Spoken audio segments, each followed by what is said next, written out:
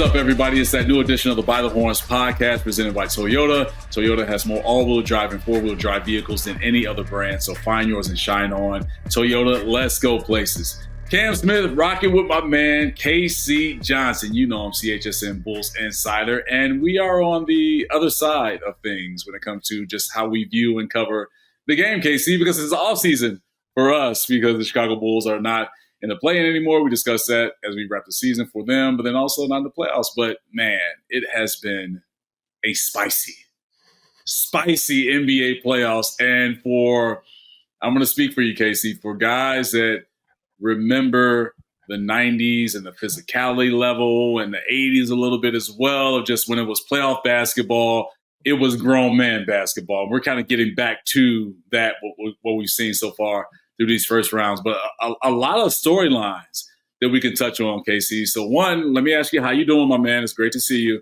And also two, how have you been enjoying these playoffs? I'm loving them. I said the last episode of the Fast Break that we taped that I actually am weird. I actually like the first round more than the finals. I don't know. Really? It's just like I've just come off covering a full bull season, so I'm going through like some basketball withdrawal. And then also I think the matchups, to your point, are just so physical and so intense because everybody's fighting for their playoff lives. Not that they're not in the finals, but at that point it's just two teams. And then also the wall-to-wall games, particularly that open first weekend where it's, 4 games on Saturday, 4 games on Sunday. It has like an NCAA tournament feel. I love the first round of the NBA playoffs. I actually probably watched more of the first round than I do as the rounds progress. Like I won't watch probably the second round as close as I watched the first round. I'm weird that way, but I've loved it. And yeah, to your point, Cam, the physicality, the intensity, that Pistons-Knicks series just looks like a war through the TV screen. You can just feel it. Same with, obviously, Warriors-Rockets. All the series have been physical, but those two have stood out to me. Yeah, no doubt. And I had to catch myself, 𝗙�C, when you said that you prefer to watch the first round over the finals. So I caught myself because I'm like, wait a minute. It's the finals. It's like you get the two teams to really decide who's going to win the championship. But when you compare it to what we get in the first round, like you're going to have guys and really teams that are essentially out for blood because you have these 2 versus 7 matchups, these 1 versus 8, of course, 3, 6, 4, 5. So it's just that newness, that freshness of guys trying to, ascend when it comes to their status in the NBA. And then also just some guys that have been there, done that, and trying to see how they handle this playoff journey. So I'm with you, 𝗙�C. I do prefer the first round. Also, too, it's almost like training camp for the playoffs as well, in terms of like your sleep. It's going to be more so sleep deprivation of watching these games with some of these Western Conference games, because there's a lot of games you're probably not going to get caught up on any other TV show that you're trying to, binge watch or you record it. Because maybe I'm speaking about my own household because my wife is pretty upset with me because I'm watching playoff basketball, then watching some shows that we recorded or trying to catch up on new shows that we want to watch. But still, it's the first round. And that's the energy that it brings because you just get the playoff towels and it feels like the fans are into it more. And not to say that they're not into it when it comes to the finals or the later rounds, but that first round, to your point, is like the first weekend of the NCAA tournament where it's just that raw, organic, like, yes, let's get after it. Let's make our mark and make our run. Yeah, and you mentioned the Western Conference. Another weird thought that's popped in my head is like I feel badly for the Timberwolves and Rockets fan bases because they're in the Central Time Zone, but in the Western Conference, they've been getting that 8:30 tip, man. Like you're like a 10-year-old fan of that team, man. You got to stay up past your bedtime on a school night to watch these games, man. I feel bad for those guys, but no, they've been great first rounds. And look, we kicked this around a little bit offline. It's like, I saw a quote from 𝗪𝗪 before Game 4, and then obviously Miami did not show up in Game 4, playing a very good Cavaliers team. But, he talked about how this first-round playoff series has been invaluable experience for 𝗂𝗪, their rookie big man. And, I know that Bulls fans are tired of hearing this, and, like, a lot of people want them to position themselves for the draft lottery and ping pong balls, but that right there is what the Bulls were chasing. They wanted 𝗵𝗵 𝗪𝗪 and others like Julian Phillips, Dalen Terry. They wanted them to get that taste, that young core of what playoff basketball is like, because it is a different animal. And the play-in gives you a small taste of that, but not to the level of where you're seeing the same opponent 4, 5, 6 games in a row, making adjustments, figuring out matchups, meeting the physicality, the intensity, and that's invaluable experience. And you can say, well, getting beat by 50 in a sweep means nothing. I don't know. Those first 3 games I watched where he played pretty well, and obviously gained some experience. So I probably was in the minority on this, but I had no problem with the Bulls chasing that, because I've always valued what playoff basketball feels like and the experience is like. And I look forward to getting back to covering that at some point, hopefully in the near future. No, okay. See, I'm riding with you when it comes to just being in that minority of seeing the Bulls in the playoffs and just getting that experience with the young guys. Because even though Miami got dusted in the first round against Cleveland, especially just how they were beat with Khalil Ware, that's going to sit with him and also serve as a reminder in the offseason of what he needs to work on to get better. Because when you look at the front court that he went against with Evan Mobley, All-Star, Defensive Player of the Year, and that's another conversation. I was not shocked, but a little more surprised that he won it. There's no knock to Evan Mobley, but just thought I would have leaned towards Draymond Green. But let me stop that conversation before I go deeper. But also you have Jarrett Allen as well. So for Khalil Ware, it's like you're going up against one of the best front courts in the NBA, and you get a firsthand account, a firsthand perspective of what it's like to play playoff basketball. And this is against the number 1 seed in the East, a team that has long held the best record in the NBA throughout the regular season. And now you're trying to see, okay, how can I adjust? What parts of my game do I need to work on? What parts of my game do I need to just kind of really do away with, or maybe enhance, so the next time that I face off against Cleveland or any of these upper echelon teams in the NBA, I have something for them, especially when it comes to the playoffs. So I'm with you, KC. Look, he's going to learn from that. He has no choice but to learn from that, just given the organization that he's in with the Miami Heat, because that series is not sitting well with Pat Riley and Alonzo Mourning. And, of course, everyone within that organization, especially head coach Erik Spoelstra. So he'll be better because of it. Bam, Tyler Hero, that entire team will be better because of it. So that's the experience that you want. Win or lose, you can learn something from that. And I think it's the same thing with the Memphis Grizzlies when you look at them being swept by OKC, right? I know they had a little turmoil when it came to their head coach being fired a couple of weeks before the playoffs started, but you still have young guys on that team. And I still count Ja in that category, even though we've seen him feel like he's been in the league for 10 years, but still it's a stepping stone for all of those guys. And we heard this from 𝗏𝗀 Jokic a couple of years ago after the Nuggets won the NBA title, KC, when just talking about the journey for him and the Denver Nuggets team is just like you got to get your playoff scars. Like, you have to get your playoff scars. That's the only way that you can ascend and win an NBA championship. And we've had situations where you think a certain team wouldn't be able to have those playoff scars and just go on to a championship unscathed, but I'd be hard-pressed to find a team that was able to do that. I mean, correct me if I'm wrong in this case. You're a better historian than I am with the game, especially with the NBA. But you got to go through those losses, those heartbreaks, those embarrassments to really understand what it means to play playoff basketball. Yeah, I mean, I agree. And there aren't many examples of that in the past otherwise. So I think you're spot on there. Another thing that's jumping out to me, Cam, watching these playoffs is just how far the Bulls are away. And that's true. I hate to say that, but it's like you've heard Arturas talk about shrinking the timeline but also asking for fans for patience. And they really are, in that first season of this new roster iteration. Well, one season into it, they're one full season into it. But man, I mean, you obviously sweep Miami in the regular season and get, housed by them in the play-in game at home. And then Miami goes on and gets swept by the Cavaliers. And, getting to that level would be a good next step. But it's like, you watch these games, it's just like, man, it's the Bulls are pretty far away. And that's they know how much work they have to do. And it's got to come from the internal development, because as of right now, as we talked about on the season wrap episode, largely I think this roster is going to be run back for the most part. So we'll see what kind of, off-season work they put in. But because like I said, I'd love to see the Bulls back on this stage, because it's just so great for the franchise, so great for the fan base, so great for the city, and so fun to cover on a personal and selfish level. I love covering playoff basketball. Yeah, I'm right there with you, KC. It's just that energy, that raw energy that you get from covering playoff basketball, just being inside the arena, inside the United Center, just having that feeling, man. Like I almost dropped a thug tear right now, 𝗻𝗻. A small tear almost dropped down my eye just because I miss it so much, man. There is nothing like playoff basketball, especially when you talk about the Eastern Conference and when the Bulls are in it. It's just a special time, man. So when looking at these different series that we've seen so far in this first round, and it's been full of drama, man. And there should be surprise that there's more drama in the Western Conference, just seeing how things played out towards the end of the regular season with those guys trying to position themselves for some of those spots in the top 6 or even in the play-in. But when you look at what's happened in the East, and we touched on this with the Cleveland Cavaliers and the Miami Heat with that series, that shouldn't be too much of a surprise. Maybe you would have thought Miami would have won one game, but not get beat at the expense of just kind of being, not even beat, but just humiliated. And that's how I looked at that final 4th game that we saw the other night. But when you fast forwarded to another team that the Bulls have been trying to catch up to, I would say the Milwaukee Bucks and what they've done. And going into the playoffs, I thought that the Bucks were a dark horse to win the NBA title because this is a team that had their woes early on in the season.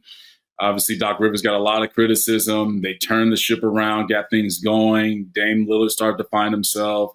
Giannis has always been consistent with his play. They make the trade for 𝗵𝗀. So you think that that's a piece that could give them a jolt. He is an NBA champion, won that championship with the Lakers during that bubble season. But this was a team that I felt was overlooked. And knowing the matchup against the Indiana Pacers, I'm like, oh, this is a good matchup for Milwaukee. They could possibly beat the Pacers, and it was a 4-5 matchup with the Bucks being the 5th seed, but it's going the opposite way. And now it opens up a conversation, especially with Dame coming back from the blood clots. And then we know now, since he torn that left Achilles, and I hate that he's going through that because I'm in no way in shape or form Damian Lillard or a professional basketball player, but I have torn a left Achilles playing basketball before. And I know the road to recovery to that. So it's going to take him some time to get back. But it opens the conversation, 𝗻𝗻, of what's the future like for Milwaukee? And are you surprised that with Giannis, it's gotten to this type of reality for them? Well, first of all, we agree so often on this podcast that I'm glad that we finally disagree because I actually thought Indiana was going to beat them regardless of what happened with Dame in that first round matchup.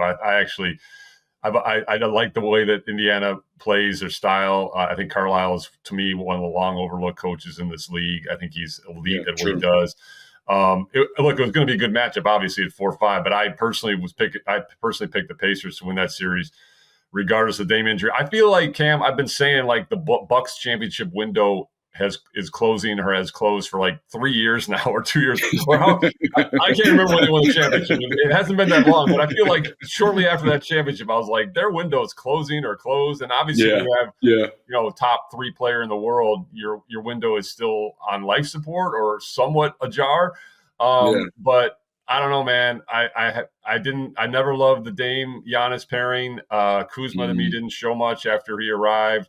Defensively, they've got a lot of concerns. You know, Lopez has had such a great career, but he's on his last legs. Love Bobby Portis. I mean, they're a very good team. And yes, the Dame injury, you hate to see injuries at any level, particularly one for such a prideful future Hall of Famer who's going to be 35 in the offseason. And that is a significant road, obviously, to recovery.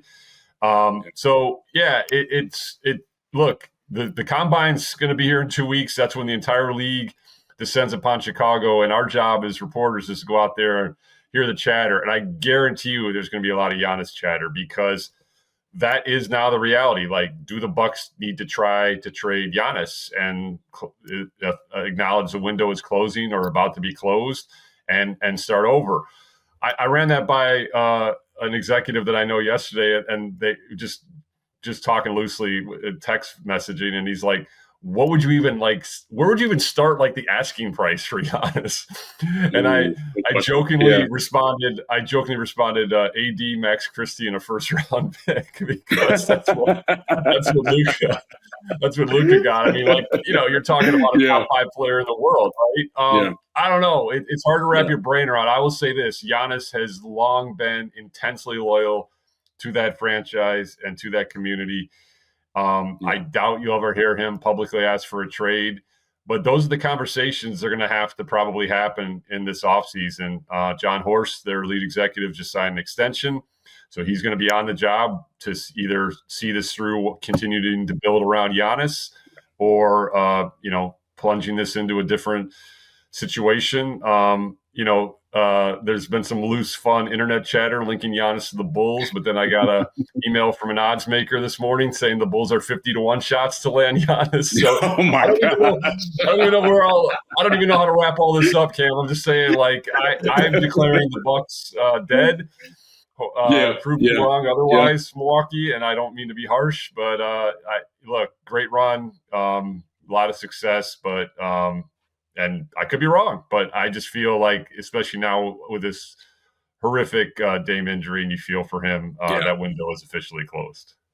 No, Casey, I mean, we might as well just go ahead and lower that thing on into the grave, because it's a wrap for Milwaukee. And I think Bucks fans, honestly, if you're watching the By the Horns podcast, because you just maybe need some type of safe space, you're not going to get it here with me and Ksy Johnson, just because we're going to tell you what your reality is, because you know what your reality is, that this era, this team is basically done. I think when you look at what they've gone on to do and really not accomplished since winning that championship back in 2021, I mean, they lose to the Celtics in the conference semis, and then you're looking at consecutive first-round exits. And I know that Giannis was injured in a couple of those first-round series, so that's probably played into their fate when it comes to being bounced out so early on. But with the makeup of this team, how contracts are working with this group, I hate to describe this roster like this, but defensively, they're just a stiff team. They're not able to move on the perimeter and guard on the perimeter, specifically since I'm talking about defense. And so when you're handicapped at that, it makes it really tough to try and bring anyone in. And you just think about fit when it comes to potentially other stars with this team of trying to make it work with Giannis. I understand the attempt of trading for Dame Lillard, but at the end of the day, you traded defense for offense. And we've seen how things have worked out for the Boston Celtics and Jrue Holiday, eventually him going and being with the Celtics. So when you put yourself in that position, and it's also weird because Holiday was another key component for the Bucks and them winning that championship back in 2021. And it's a splashy play, and I'm sure that they want to get another superstar to pair with Giannis to make it work. But Dame Lillard and Jrue Holiday, great players, but different. And just my mentality of it, I'd rather have the defensive side of things as opposed to the offensive side of things when you look at playoff runs and winning an NBA championship. That's just me, Casey. That's just totally me. Agree. I always say about that trade, because to your point, you understand why they made it. Okay, the trade was successful for this reason and this reason alone. Giannis immediately re-signed with the franchise. So right there you go.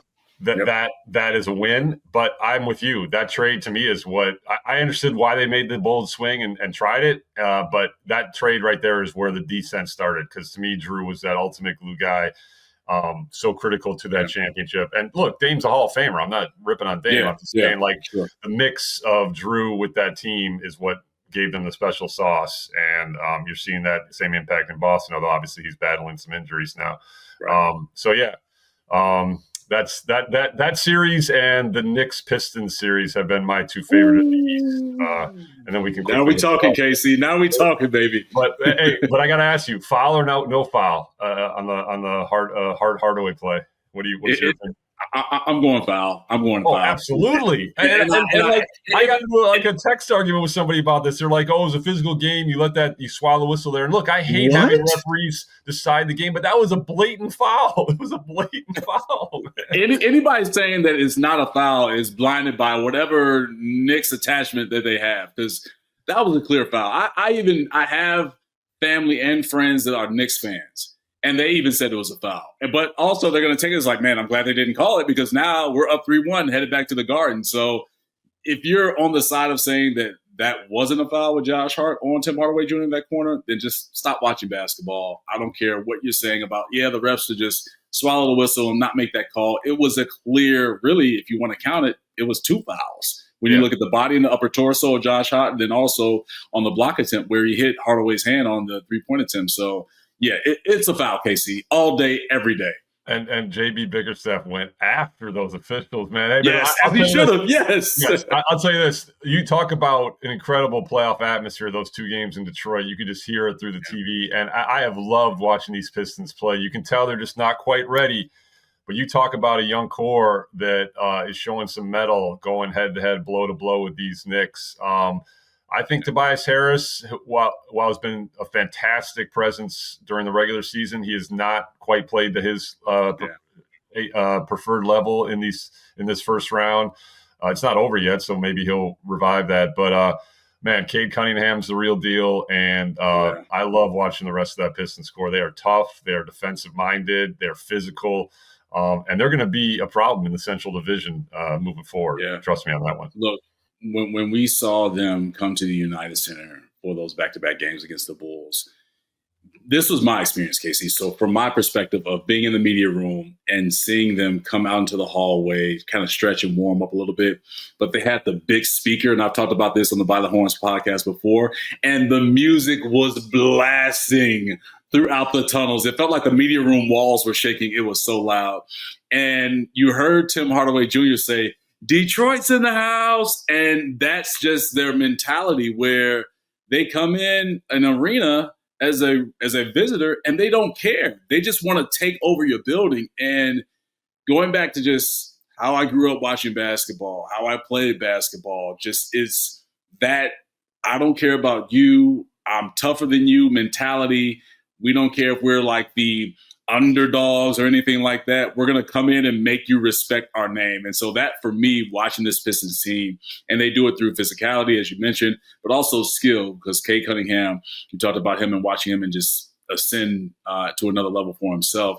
They have some great young pieces, and I don't say that lightly. I say great young pieces in Cade Cunningham. I think Jalen Duren is a grown man for this team. When Jaden Ivey returns from his injury, that's a piece that's really they've missed out on in this matchup against the Knicks, because it just brings another ball handler to the court and also allows Cade to move off of the basketball when he's having his struggles. But he hasn't struggled too much when it comes to that Detroit offense. But they are really set up to have some great success. And you talk about the Central Division. I'm with you on that, as well as the Eastern Conference. But yeah, Detroit for sure is a team you have to watch out for. I'm not going to say bad boy Pistons. You get that feel, but they got a little sprinkle, a dash, just a dash of the bad boy Pistons, just a dash in terms of the mentality of them that's not caring and just want to play a physical brand of basketball and just take over. But when and I talked about this with the playoff scars that teams have to earn and get, they're going through it right now because they're going up against not only a player in Jalen Brunson that has been in both the Western Conference playoffs and leading the Dallas Mavericks to a certain round without Luka, but then also we saw it the past couple of seasons with this Knicks team. He's earned his playoff scars, and now you're seeing him really just put in work and averaging 33 in this series. But when you go to the sidelines and our old guy Tom Thibodeau, former Bulls head coach, of knowing how he prepares for these games and these series, it's a tough thing that you don't want to see for the Pistons, because they're fun, they're exciting, they're young. But, at the end of the day, when you go up against an experienced opponent, those flaws start to show a little more, and we're starting to see that with Detroit. Yeah, and Brunson's, one of the best closers in the game, winning the Clutch Player of the Year award this year. And obviously in the fourth quarter, that's where the Knicks have won the series. One last thing on the East before we hit the West real quick. I've also loved in those Pistons games, you got Isaiah, Chauncey, and Ben Wallace sitting courtside, Jalen Rose sitting elsewhere. It's just like cool. This looks like a cool vibe there. I love the Detroit fan base. So since we hit two East series, let's each pick our favorite West first round series. You get to go first. Oh, 𝗻�C, you throw me into the fire. You know what? And we can't have a repeat, so whatever you pick, I'll pick another one. I know. I'm torn between these two series. Okay, good, because I got two series, so I'll pick which one you don't pick. Just because of the changing of the guard, I got to go Minnesota Lakers. I got to go that series. It's one thing to go into a playoff series knowing that you're an underdog, right? And that's when you look at the seedings for the Minnesota Timberwolves, who are 6th, and the Lakers, who are 3rd. You're thinking, all right, well, they have Luka, they have LeBron. You're expected to maybe win a game or two, and then just kind of move on because you have to bow down to Luka and LeBron. But that ain't Anthony Edwards. And we know Anthony Edwards is not built like that. Talking about he doesn't care or they don't care, that mentality with the Detroit Pistons.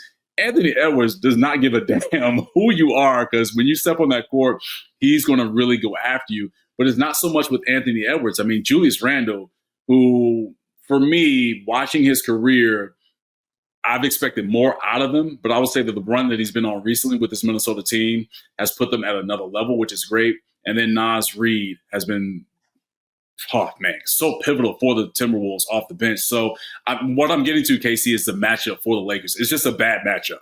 They cannot match up with Minnesota. They are deficient in height.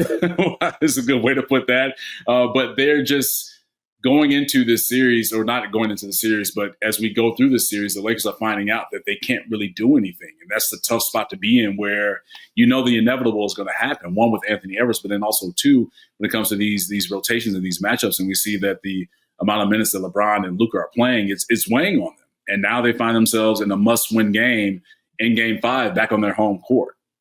Yeah, I'm guessing a pretty large free throw attempt disparity in Game 5. I'm not saying, I'm just saying. But you didn't even mention Jaden McDaniels, who's been incredible. Oh, my gosh. How could I forget about Jaden McDaniels? Yeah, thanks, Casey. Look, this is how good these playoffs are. So listen to this. So you pick Lakers, Timberwolves. I can't believe neither of us are going to pick Rockets, Warriors, which is an incredible series. And you talk about an old guard hanging on for dear life to extend their championship window. But I'm going Clippers Nuggets. Ooh, yeah. That is, to me, about as evenly matched as a 4-5 series as you can get. Obviously, you got Kawhi playing at an extremely high level. Both teams are just really, really fun to watch, their style of play. Obviously, you've got the best player in the world, in my opinion, on one side in Jokic. I think that's going to go 7, and I'm here for it. So but this kind of just overall speaks to how great these playoffs are, that we each picked a series and we didn't even touch Rockets, Warriors, man. So yeah, I've loved every part of the first round playoffs. And my last thing is I'll talk about one thing that I told you offline that I've just loved. I don't know why this stood out to me. I think it was when they kept showing Tim Hardaway Sr., when Tim Hardaway Jr. was having that incredible Game 3 with all those 3-pointers. The amount of fathers and sons in these first-round playoffs is just insane. And you're talking like our era Hall of Fame level players, and Tim Hardaway Sr., Scottie Pippen. I'm drawing a blank. The other junior. Why am I drawing a blank? Hold on. Oh, yeah, Gary Payton, Hall of Famer. Gary Payton Jr., yeah. So Tim Hardaway, Gary Payton, Scottie Pippen, those are 3 dads with juniors in the first round. Then you got, obviously, Steph Curry, whose father, Dell, was a baller in our era. And then even though Rick wasn't much of a baller, his son Jalen, who we mentioned, and I can say that, Rick, if you're listening, I got respect for your grinded out career. Your son scored more points in the game than you did in a week. Look, and I know Rick as well, and we got to clip this off and send it to Rick. But Rick, you know what it is, man. I know you're still trying to hold on. And when Jalen sees this, I'm sure if he has time to see it, whenever he decides to take a break for the playoffs, but he's going to say, Cam and KC are not lying. Like, come on, Dad. Like, give it up. So, Rick, you know what it is, man. You know your boy has ascended to a different level than you did. But my favorite one of this, I think, has to be, and not just because his dad was a Bull, but Scottie Pippen is like a legit frontline NBA starter now, like out of nowhere. I mean, you talk about a guy who was overlooked coming out of Vanderbilt, grinded his way to where he's at. And I mean, you can pencil him alongside Ja for like the next however many years. I mean, that dude is a legit frontline starting NBA player, in my opinion. I don't know. Correct me if I'm wrong, but man. No, I'm with you, He knows how to play. He knows how to play. Yeah, I'm with you. And for people that don't remember Scottie Pippen at Vanderbilt, this is the SEC Player of the Year. So it wasn't like and this is I went to a mid-major at Southern Illinois University, so no disrespect to mid-majors, but he's not like a mid-major guy. Like, he was a guy that was dominant at times in SEC play. And I believe he averaged somewhere between 18 and 20 points at Vanderbilt. But he's a hell of a player. But getting to this point where he's a bona fide starter alongside Ja Morant, and how he's able to really impact ball games, it's really impressive. Really impressive what we see from 𝗕cie 𝗵𝗶𝗹 Jr. So yeah, for sure. Hats off to him. And Pops was always watching. We know that for sure. But yeah, it's really cool to see all of these guys just carry on the legacy of that last name and, the basketball pedigree that family has, but then also taking it to another level. Rick and Jalen Brunson with their careers. And you're talking about Tim Hardaway and Gary Payton were two of my favorite players growing up, and obviously Tim has got the local ties. I mean, you talk about just incredible two-way players that could just get after you, man. So just seeing them in the stands, I don't know why, but it's really stirring emotion in me. I'm just this is so cool, man. Can you imagine? I mean, I freak out watching my kid play high school baseball. It's and they're doing this on the NBA playoff stage. It's incredible, man. So man, I'm sure they catch themselves watching their sons play and just kind of have to sit back and just smile or just, maybe do it internally within their own mind. I'm not sure Rick that, he does that with himself when watching Jalen, because Jalen has been one of the best, if not the best individual performer in the playoffs that we've seen so far. You just look at his numbers and what he's averaging in 33. And then also you throw in the, as you mentioned, 𝗕cie, Clutch Player of the Year award that he won this year in the NBA. But, same thing with Tim Hardaway Jr. and Gary Payton II, and same thing with Dell Curry. It's just as a dad, it's great to see your kid do something that they love, but then also, to see your kid do something that they love and then also have success at it. And their level of success in terms of their sons is back on an experience that the dads had. So that's pretty cool to just see just all the teachings, I'm sure, all of the late nights and the one-on-one sessions and drills and, hey, I'm trying to tell you how I was able to get to the NBA, and them taking those lessons and, putting some work to them. So that's really cool to see for sure. Right on, man. All right. Let's look forward to the rest of this first round and all right. Take it down again, man. All right, man. Hey, and if you're out there and you still have shows to binge watch or there's still on DVR recorded, you're not the only one. I'm in the same boat. So just continue to keep on with the good fight of watching these playoff games, man. Just make it up to your significant other at some point, because I definitely have to do that. For my man 𝗕cie Johnson, I'm Cam Smith. This is the By the Horns podcast presented by Toyota. You know that Toyota has more all-wheel drive and four-wheel drive vehicles than any other brand. So find yours and shine on. Toyota, let's go places. We'll see you soon. Thanks for tapping in, everybody.